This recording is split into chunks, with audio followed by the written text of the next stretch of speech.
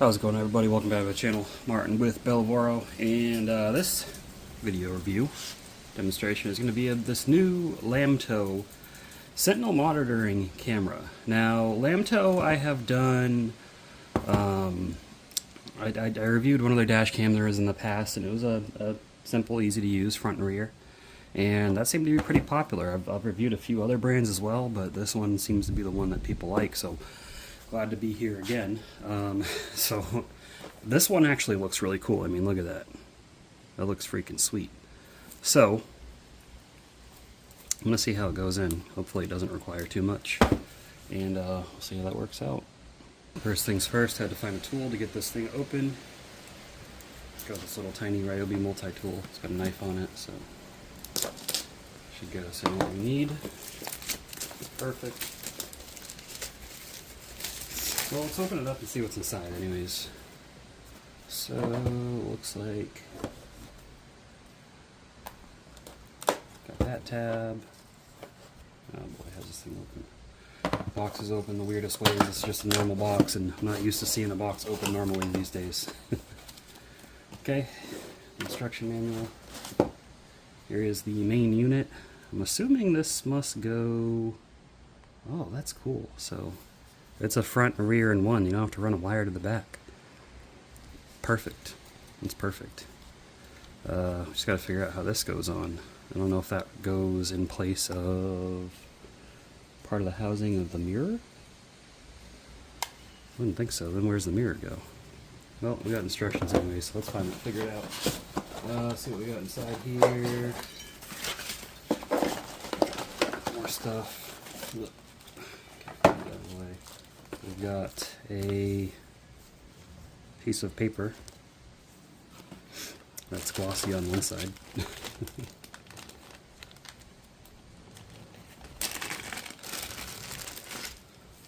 And we've got power. Oh, and it gets OBD2 power. Perfect. This is the second dash cam I've got. The one I've got in my car right now, different brand that I've already reviewed, has a OBD2 port power. This one does too. This is my favorite way of powering cameras. I mean, why splice into your freaking fuse box and all this stuff when you got this, right? Much cleaner, I think. And then we got a USB-C, which I'm assuming goes to the camera. I like the modern technology going into making these now.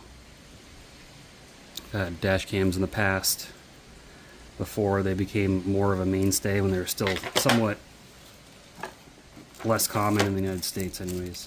And then we've got some tools, it looks like, to help install things.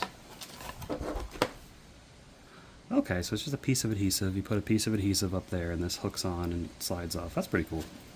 I like that. And another piece of paper in here. So I'm going to take a look through the manual real quick, see what these are for. I don't know if this has like a sheet that's sticky or what. Let me get that figured out. Okay, so this doesn't say what the papers are for, so I don't even know if they're just packing material, maybe. But here is the manual. I'm just going to go through slowly. You can pause it wherever you want. Got information about an app.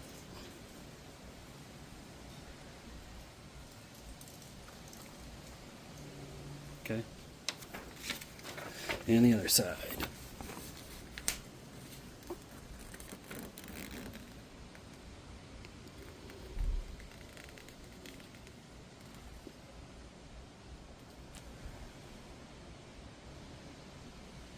Alright, so I'm going to get this thing installed in the car. I'm going to take the other camera out. I'm not going to show the car installation because, again, your car, I doubt everyone drives a Kia Stinger. Very few people do, actually. The car was only made for like 5 years and they stopped, so there's not a lot of them around. So look up a video of your car specific if you're wondering how to do it, or contact a friend who is familiar with cars and see if they'll help you out. I am that friend for a lot of people, so what I can tell you is offer food or offer money. If you're a good cook, offer good food. I'll take food over money in most cases, because obviously this isn't very hard to do. Charge a lot of money. Alright, I'll be back in a moment. Okay, so got it figured out. We're here in the future a little bit. It was, the reason it wasn't turning on is because apparently the power from my OBD port, which is under here, only works when, it only gives power when I walk up to the car, and then when I actually start the engine. If I just put the car in accessory mode, it doesn't give any power, so that's weird. Anyways, I got it hooked up here, and it does have, like, you know, a little mount that comes on and such, and I'm sorry that's so dark.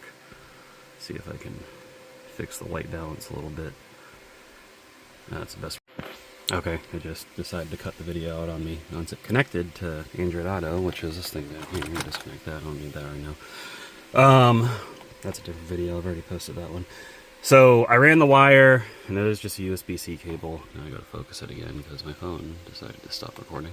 So there's a USB-C cable that plugs in right there, and I just tucked the wire up along here, over here, ran it through here, and then ran it under the seal all the way down. You can see the little module piece hanging right there, and then it's plugged in under here in the OBD reader, or onboard diagnostics. I don't know how well you can see that, but there it is. So now I gotta figure out, I'm gonna start my car, get this thing running and going, and see how that is. Okay, so right now I'm recording on my phone. This is the video feed going from the camera to my phone here. I don't know where to point. There's a weird perspective. There is a delay, so you're probably seeing a delay between what I'm saying and what the camera's seeing, and it's because the camera has to go through a cellular network and then back to the phone. And as you can see, I lost connection there for a second. So it doesn't stream directly, not that I'm aware of. Try to reload it. It could be just that's really overcast today. I guess that wouldn't really affect it, but it could just be the position I'm in. I did have to pull the car out of the garage, so there was one issue I was having. That's why I wouldn't connect, because in the garage it wasn't a blah blah. So getting the camera set up can be a little bit a little tough, depending on how good with technology you are. Now I do IT, so it's a little frustrating, but I got it figured out, as you can see here. And so interestingly enough, if you look down here on the screen, we've got this thing that says activate now. So you can get both cloud storage.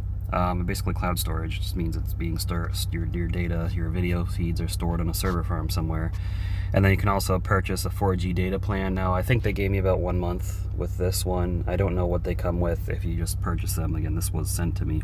But I mean, you know, month to month, $17.90 a month, not bad. You could buy it all in one go a year, $160 a year.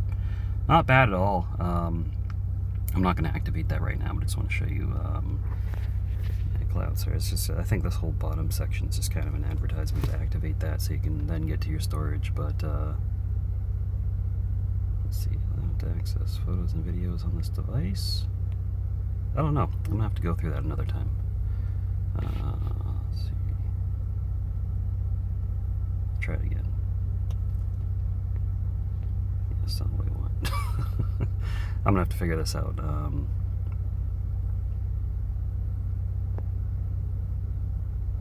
the microphone on, I guess, so I can record audio.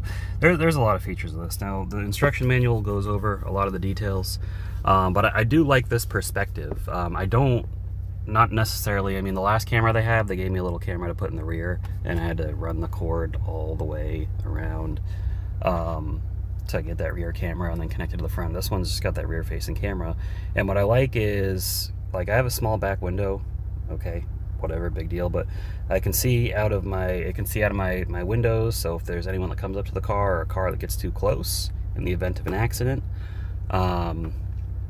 I can see me, you can see if I got my wife, if I got my kids with me, you can see everybody in here. We've got, you know, our location, date, time, all that. And yeah, so all I got to say about this is definitely follow the instructions. And yeah, definitely follow the instructions. Or if you try to skip around, you're going to have a very confusing time. There's a lot of stuff this thing can do. It's interesting, but yeah, pretty cool. All right, so back inside the car. Well, we've been inside the car the whole time, but back to the phone camera. This thing's pretty cool. I like that little Sentry thing. It doesn't turn, or I don't know if it's supposed to. I don't think it turns. Yeah, I don't think it turns, but it does get that nice wide angle. The front camera gets a good angle too. And I do like the cellular connectivity with this and the whole little Sentry aspect. So this is kind of more like a surveillance, if you need good surveillance for your car versus only when you're driving. It's got motion detection, G sensors, all that stuff. So pretty cool. It's probably the coolest dash cam I've gotten so far. Lamtto did send me one in the past that it's just a normal dash camera. I've gotten a few others that are just normal dash cameras, and if that's what you need, you just need something that you can connect to your phone to review the videos, save videos, whatever, that's fine. If you want something a little more sophisticated, a little more advanced, this is going to be your go-to, and this, for me, is perfect, because I want to see inside my car, too. I want to see inside my house, but that's why I don't put cameras in my house. But I do have, like, surveillance cameras outside of my house, so I can see what's going on, doorbell camera, that, get motion detection activity alerts. This does the same, so pretty cool. So I'll put a link down in the description below if you're interested in purchasing this. Thanks again for sending this out. Really, this thing is really neat. I love getting cool tech like this.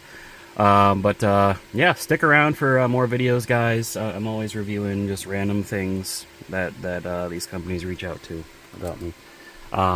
Give the video a thumbs up if you enjoyed it, and subscribe if you're not subscribed already. And leave a comment with your thoughts below, and I will see you in the next video. Keep it clean. Have a good one.